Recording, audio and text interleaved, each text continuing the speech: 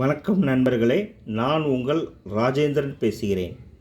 இது நாளிதழில் வந்த வேலைவாய்ப்பு செய்தியாகும்.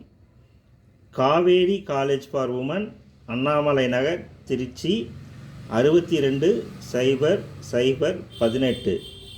Wanted assistant professor, subjects commerce, computer science, computer application, information technology, microbiology, chemistry, biotechnology, food service, management, dietetics.